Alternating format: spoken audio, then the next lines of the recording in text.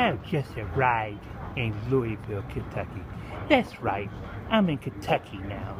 I just landed. And speaking of landing and everything else, it was okay.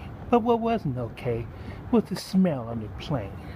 It was funky. It was smelly. It was nasty. It smelled like death sometimes. I don't know what the problem was, but I do know that if you're gonna ride on a plane, certain foods you should not eat, especially when you know it's gonna upset your stomach. Your stomach's turning like the spin cycle in a washing machine. So if you're eating spinach or broccoli or anything like that, or Brussels sprouts, stay away from that kind of stuff when you get on a plane. Have some respect for other people. I thought the oxygen thing's gonna drop from the ceiling. I tell you what, some people got a lot of nerves. It smelled like a bird on that plane. To the next one.